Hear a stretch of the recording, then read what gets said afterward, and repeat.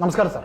നമസ്കാരം സാർ, നമുക്ക് ഇപ്പോൾ ഈ കോൺഗ്രസിനകത്ത് ഉണ്ടായിരിക്കുന്ന ഒരു എന്താ പറയുക, അവർക്ക് തന്നെ തീർക്കാൻ പറ്റുന്ന ഒരു ചെറിയ പ്രശ്നമാണ്. അത് മീഡിയാസിലും അല്ലാതെയും ശത്രുപക്ഷത്തേക്കുമൊക്കെ എന്താ പറയുക, നേതൃനിരയിലേക്ക് ഒരു വലിയ വിഷയമാണ്. വി.ഡി. സതീശനെതിരെ അങ്ങനെയാണ് ഇങ്ങനെയാണ് എന്നൊക്കെ പറഞ്ഞിട്ടൊരു വല്ലാത്ത പുകമറയുണ്ടാകുന്നു. സാർ, വി.ഡി. സതീശൻ അദ്ദേഹത്തിൻ്റെതായ ഒരു സർവേ പോലെ ഒരു സംഗതി, അതായത് കോൺഗ്രസിന്റെ സീറ്റ് എണ്ണം വർദ്ധിപ്പിക്കുന്നതിന് അദ്ദേഹത്തിൻ്റെതായ രീതിയിൽ കണ്ടെത്തിയ ഒരു കണ്ടെത്തലായിരുന്നു 63 സീറ്റ് കോൺഗ്രസിന്, അതായത് ഐക്യജനാധിപത്യ മുന്നണിയിൽ കോൺഗ്രസിന് മാത്രം 63 സീറ്റ് എന്ന രീതിയിൽ അദ്ദേഹത്തിൻ്റെതായ രീതിയിൽ അദ്ദേഹം നടത്തിയ ഒരു കണ്ടെത്തലാണ്. അദ്ദേഹം കണ്ടെത്തിയ ഒരു റിപ്പോർട്ട് AICC വക്താവ് ഇരിക്കവേ കഴിഞ്ഞ ദിവസം KPCC അവരുടെ ശാസ്ത്രമംഗലത്തവരുടെ ഓഫീസിൽ അദ്ദേഹം പറയുമ്പോൾ AP അനിൽകുമാർ ആരോട് ചോദിച്ചിട്ട് നിങ്ങൾ ഈ റിപ്പോർട്ട് തയ്യാറാക്കി എന്നൊരു മറുചോദ്യം ചോദിക്കുകയും പിന്നീട് അദ്ദേഹം തിരിച്ച് വി.ഡി. സതീശൻ അദ്ദേഹം തയ്യാറാക്കിയ റിപ്പോർട്ടിനെ കുറിച്ച് പറയുകയും ഉണ്ടായില്ല. പക്ഷേ അദ്ദേഹം ഇതിനകത്ത് ഗ്രൂപ്പിസത്തിൽ ആരുടെയോ വക്താവായി അനിൽകുമാർ സംസാരിച്ചതാണ്. അനിൽകുമാർ എന്ന മന്ത്രിയെ, അനിൽകുമാർ എന്ന സാമാജികനെയൊക്കെ കേരള സമൂഹത്തിന് അറിയാം, ഞാൻ കുറ്റം പറയുകയല്ല. പക്ഷേ സാർ, വി.ഡി. സതീശൻ ചെയ്തത് ഇപ്പൊ AICCയുടെ അംഗീകാരത്തോടെ ആണെങ്കിലും അല്ലെങ്കിലും അതൊരു ഇലക്ഷൻ, ഇത് കോൺഗ്രസിന് വേണ്ടി ഒരു നന്മ അല്ലെങ്കിൽ ഒരു നല്ലൊരു കാര്യം ചെയ്യാനായി ഇറങ്ങിയതായിട്ട് കുറച്ച് നേതാക്കൾക്കെങ്കിലും മനസ്സിലായിട്ടുണ്ട്. താങ്കൾക്ക് എന്താണ് അതിൽ പറയാനുള്ളത്? അതായത് കോൺഗ്രസിന്റെ ഉള്ളിൽ ഇങ്ങനെ ഒരു സംഭവം ഉണ്ടായതായി വരികയും അതിനുശേഷം അനിൽകുമാർ പോയിട്ട് വി.ഡി. സതീശനെ കാണുകയും അദ്ദേഹം പറഞ്ഞത് തെറ്റിദ്ധരിച്ചു പോയതാണ് എന്ന് അദ്ദേഹത്തിന്റെ അടുത്ത് പോയി വിശദീകരിക്കുകയും ചെയ്തു എന്നുള്ളതാണ് പിന്നീട് വന്ന വാർത്ത. പക്ഷേ ഇത് വലിയ വാർത്തയായിട്ട് തന്നെ പത്രദൃശ്യ ചാനലുകൾ വരികയുണ്ടായി. അങ്ങനെ വരുമ്പോൾ തന്നെ നമ്മൾ പഠിക്കേണ്ട ഒരു കാര്യം, ഈ കഴിഞ്ഞ 2021 ഇലക്ഷന് ശേഷം ഇവിടെ നടന്ന ഉപതെരഞ്ഞെടുപ്പുകളിൽ ആദ്യം വന്നത് തൃക്കാക്കരയാണ്, അതിനുശേഷം പുതുപ്പള്ളി വന്നു, അതിനുശേഷം പാലക്കാടും അതേപോലെ ചേലക്കരയും വന്നു, പിന്നെ വയനാട് ഉപതെരഞ്ഞെടുപ്പ് വന്നു. ഇതിൽ വയനാട് ഉപതെരഞ്ഞെടുപ്പ് മാറ്റി വെക്കാം, അവിടെ എങ്ങനെ നോക്കിയാലും ഒരു എഫക്ട്, പ്രിയങ്ക ഗാന്ധിയുടെ എഫക്റ്റിലോ അല്ല, അത് വിജയിച്ചുമായിരിക്കാം. പക്ഷേ ബാക്കിയുള്ള 3 ഇലക്ഷനിൽ കോൺഗ്രസിന് മിന്നുന്ന വിജയം ആണ് ഉണ്ടായിട്ടുള്ളത്.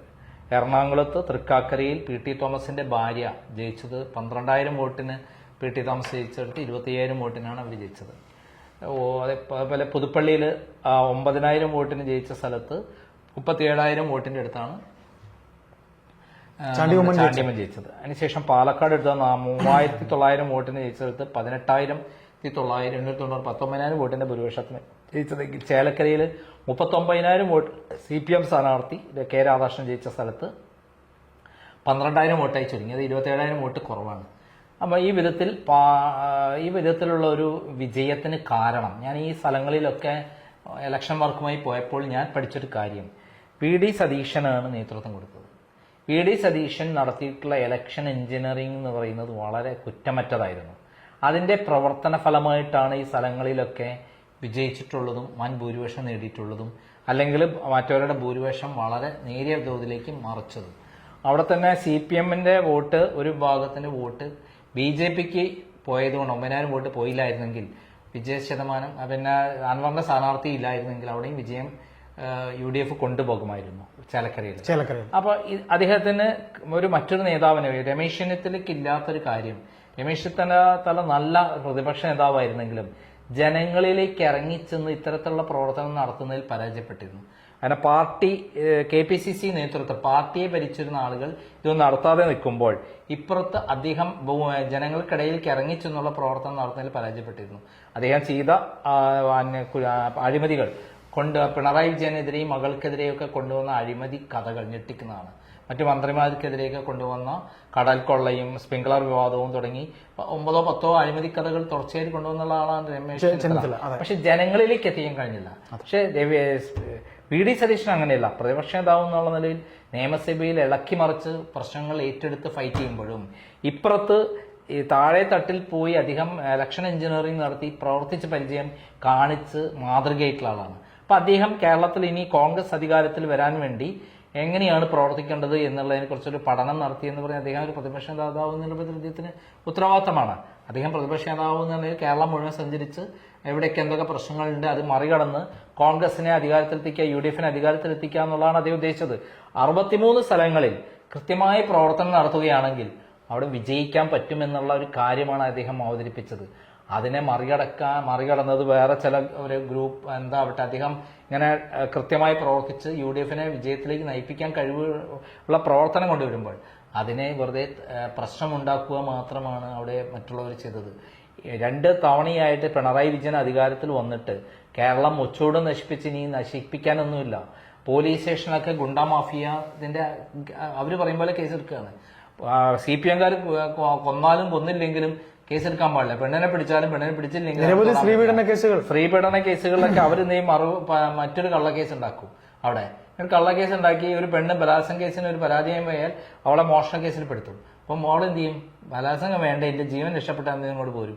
അങ്ങനെയുള്ള ഒരു കാലഘട്ടത്തിലൂടെയാണ് കേരളം ആയിത്തീർന്നത്. ഒരു ഗുണ്ടാഭരണമാണ്. മാത്രമല്ല ഏകദേശം 5.5 ലക്ഷം കോടി രൂപ കേരളത്തിന് കടമാണ്.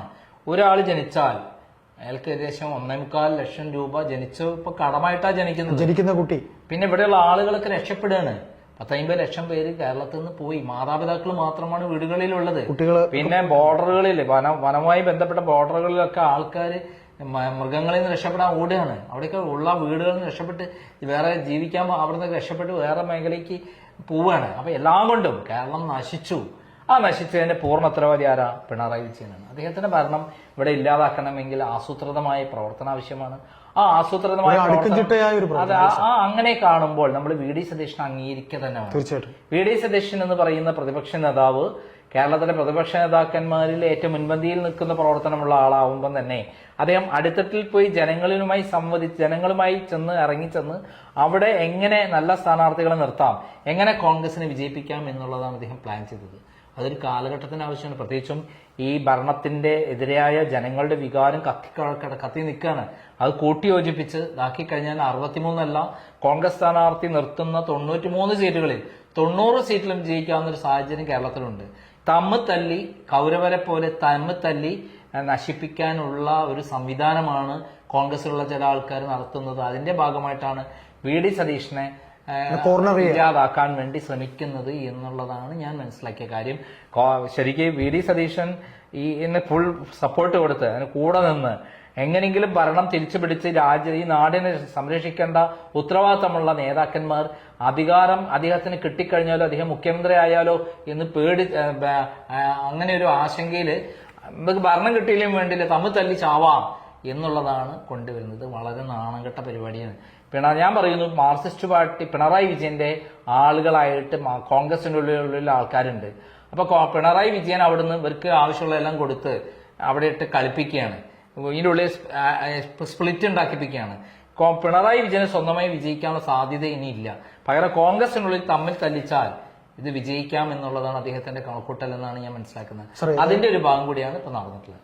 ഏതായാലും ഈ പ്രശ്നം സംസാരിച്ച് തീർക്കുമെന്ന് തന്നെയാണ് കേന്ദ്ര നേതൃത്വം അറിയിച്ചിരിക്കുന്നത്. ദീപാദാസ് എന്ന അവരുടെ AICC വക്താവ് പറഞ്ഞിരിക്കുന്നത്. ഒരു ശുഭപ്രതീക്ഷ, അതായത് ഇതിലൊരു ശുഭ പര്യവസായി ഉണ്ടാകും എന്ന് തന്നെ നമുക്ക് കരുതാം.